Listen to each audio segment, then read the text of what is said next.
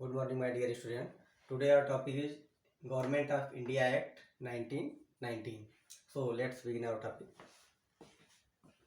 According to this act, this is a starting of representation by electoral method in Indian British government administration.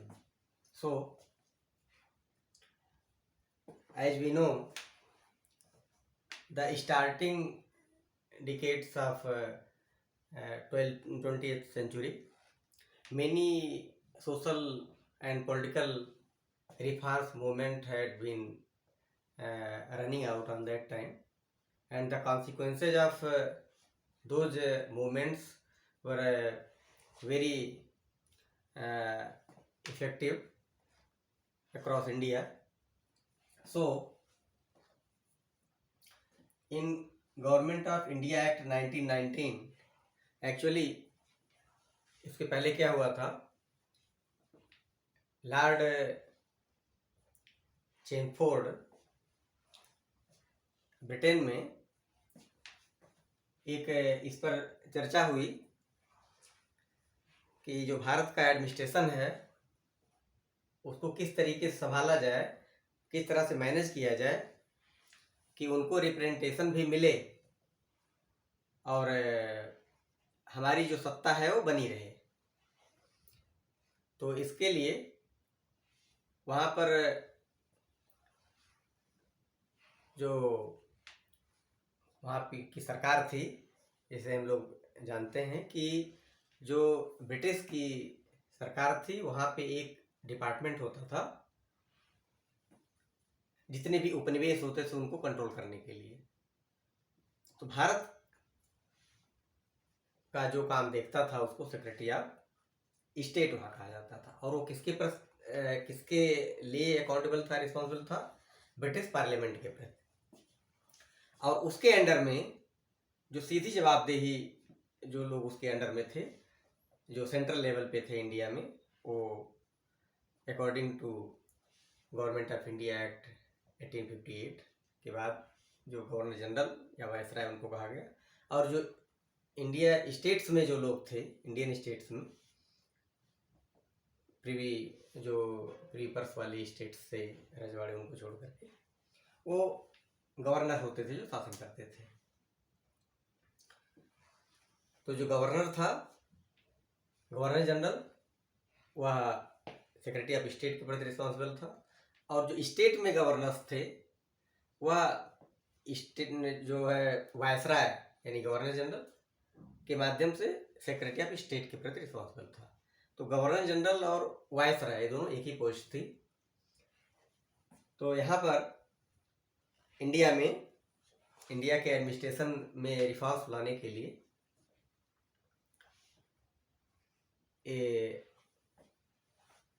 एक Montagu reforms यानी एक committee बनी थी और उसने रिपोर्ट दिया था, और उस रिपोर्ट के आधार पर बहुत सारी चीज़ें कंपाइल की गई, कुछ चीज़ें ऐड की गई। उसके बाद फिर government of India act 1919 light में आया। अब इसमें क्या होता है कि 20 अगस्त 1917 में ये जो है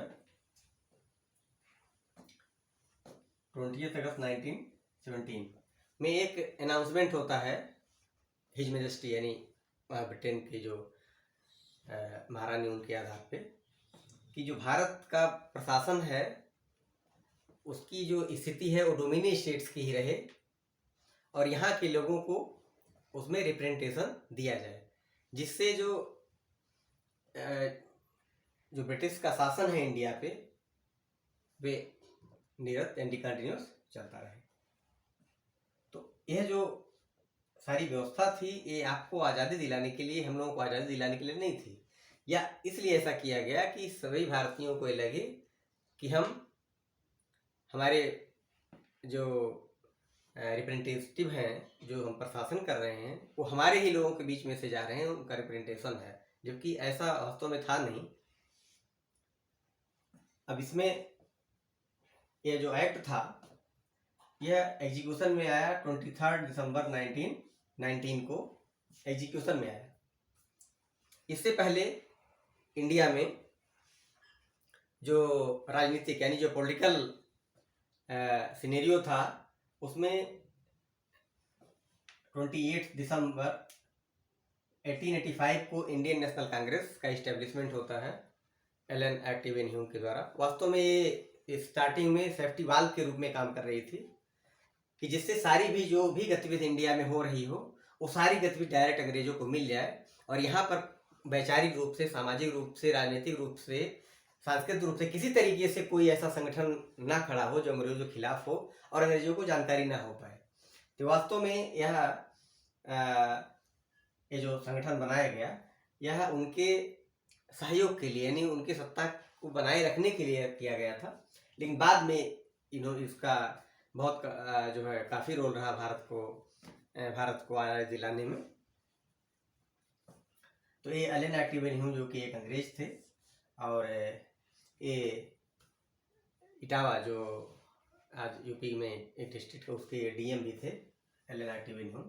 और मुंबई में जो है गोकुलदास तेजपाल संस्कृत पाठशाला है वहाँ पर भारतीय राष्ट्रीय कांग्रेस की स्थापना की गई और वहाँ उस समय उसमें 78 मेंबर ही शामिल थे। उस समय जो मीटिंग हुई भारतीय राष्ट्रीय कांग्रेस की स्थापना के लिए उसमें 78 मेंबर शामिल हुए और गोकुलदास तेजपाल संस्कृत पाठशाला था मुंबई में, वहाँ पर इसकी स्थापना हुई। तो यह इसका काफ़ी योगदान रहा जो हम यहाँ पर सामाजिक और सांस्कृतिक राजनीतिक परिदृश्य रहा भारत को आज़ादी दिलाने में। अब यहाँ पर उससे पहले क्या होता है कि होम रूल हुआ क्या, जब बंगाल का विभाजन हुआ 1905 में, तो बंगाल के विभाजन को रोकने के लिए जो है स्वराज मूवमेंट हुआ और उस स्वराज मूवमेंट ने काफ़ी अपने अहमियत दिखाई और बाद में ये उसको कैंसिल करना पड़ा। अब क्या होता है कि ये जो अप्रैल 1916 में जब जो है बाल गंगाधर तिलक उस समय जेल से छूट करके बाहर आ गए थे, जैसा कि हमको लोग पता है कि इनको 6 साल की कठोर सजा मिली थी बाल गंगाधर तिलक को, क्योंकि ये जो अंग्रेज थे, अंग्रेज शासन था उसके खिलाफ बहुत सारी चीज़ें लिखते थे।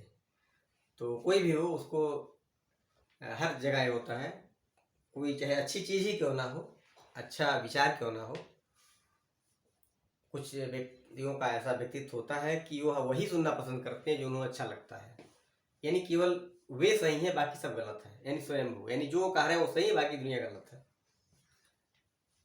तो उस समय तक अंग्रेज ऐसा करते थे क्योंकि वे शासन करना चाहते थे आप पर और वे चाहते थे कि जब ये लोग अपनी मर्जी से लिखेंगे, लोगों के बीच में जाएगा, कम्युनिकेशन बढ़ेगा, इंटरेक्शन होगा लोगों के बीच में, तो हम शासन नहीं कर पाएंगे।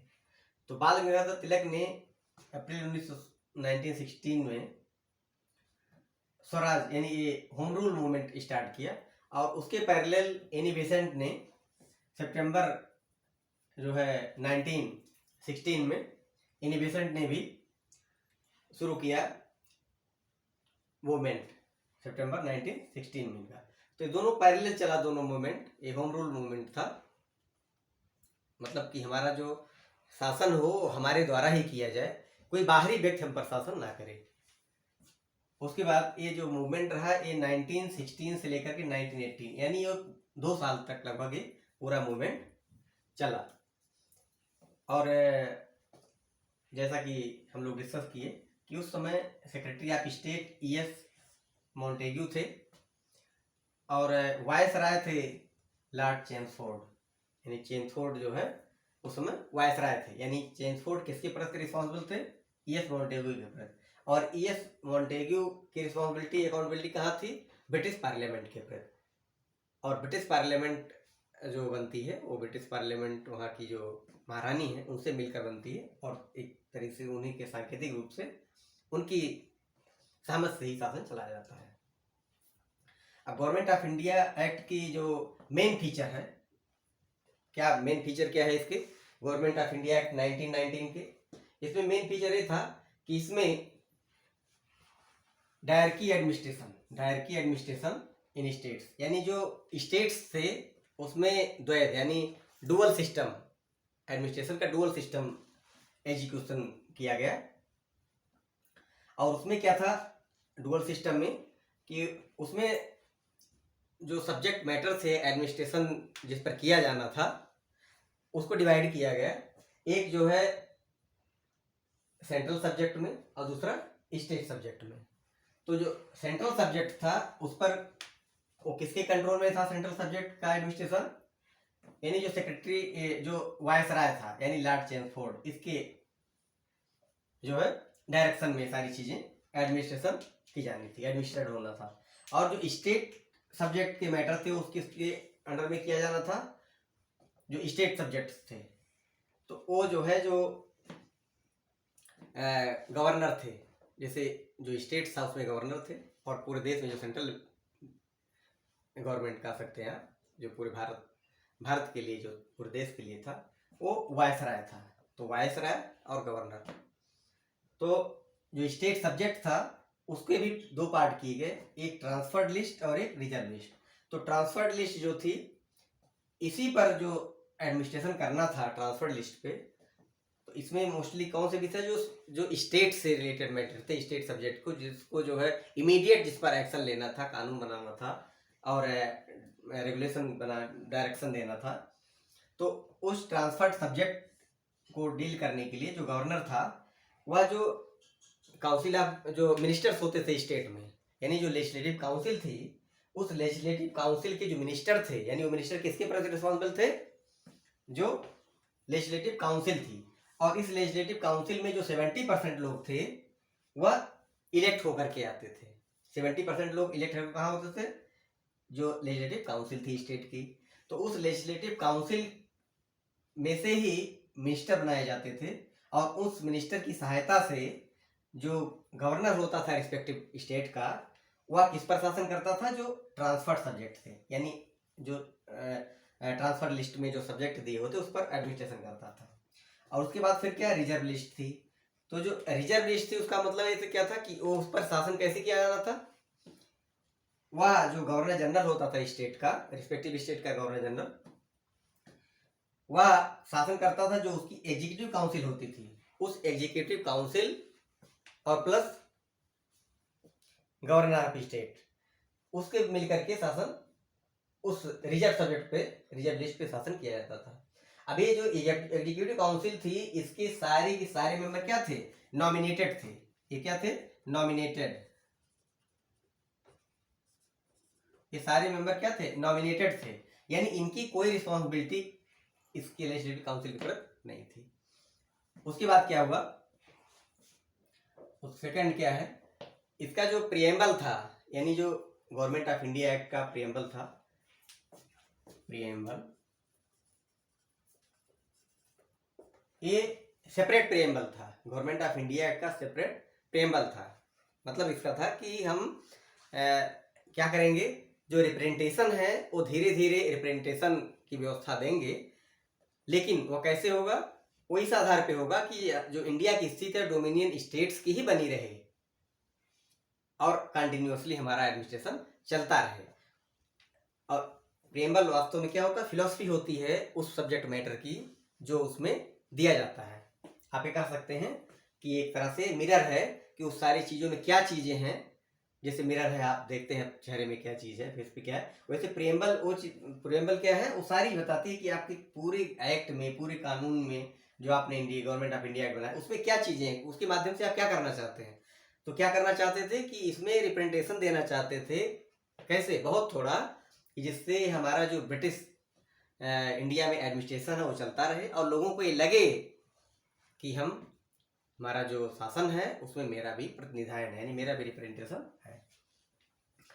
उसके बाद क्या किया गया थर्ड में, इसमें क्या था कि जो सिस्टम, एडमिनिस्ट्रेशन का सिस्टम था वो बाई कैमरल था, बाई कैमरल। अब बाई कैमरल क्या होता है, जैसे कैमरा होता है तो कैमरा क्या काम होता है, आपको पूरी तरह देखना, यानी आप कैमरे में अगर फोटो खींच लिए तो उसको बार बार कितनी बार भी दे सकते थे। तो यहाँ दो सिस्टम लगाया गया, यानी दो सिस्टम किया गया, यानी जो एडमिनिस्ट्रेशन था उसका दो पार्ट किया गया, दो पार्ट में हुआ उसका। क्या उसका दो पार्ट में क्या चीज हुआ, डुअल सिस्टम इसका क्या हुआ, एक जो है जो लेजिस्लेटिव रिस्पेक्टिव स्टेट की लेजिस्लेटिव असेंबली थी, लेजिस्लेटिव असेंबली, लेजिस्लेटिव असेंबली थी, और यानी जो हाउस थे उसके पार्लियामेंट के, तो लेजिस्लेटिव असेंबली थी, और council of states, council of states. तो लेजिस्लेटिव असेंबली में कितने मेंबर थे, 145 मेंबर थे, जिसमें 104 मेंबर इलेक्टेड होते थे और 41 मेंबर नॉमिनेटेड होते थे। और जो काउंसिल ऑफ स्टेट्स थी इसमें 60 मेंबर होते थे, काउंसिल ऑफ स्टेट 60, और इसमें 34 मेंबर इलेक्टेड थे और 26 मेंबर नॉमिनेटेड थे, जो लेजिस्लेटिव असेंबली थी स्टेट्स की, और काउंसिल ऑफ स्टेट जो थी उसमें 60। अब टोटल संख्या 149, टोटल नंबर कितना था 60, यानी यह जो है यानी टू हाउसेज थे, आप कह सकते हैं जैसे आज की पार्लियामेंट है, तो आज इसका कंपैरिजन कर सकते हैं कि लेजिस्लेटिव असेंबली लोकसभा और council of states Rajya Sabha, Lok Sabha और राज्यसभा। तो ऐसे व्यवस्था की गई कि हम धीरे धीरे, वास्तव में आप इसको कह सकते हैं कि इसके माध्यम से हमारे यहाँ जो आज की जो सिस्टम है चल रहा है काफ़ी कुछ इसी तरीके से है। तो इसमें अभी और बहुत सारे मैटर हैं और हम लोग फिर आगे इस पे मैटर पे आगे चर्चा करेंगे और जल्द ही हम लोग फिर मिलेंगे। Okay, thank you.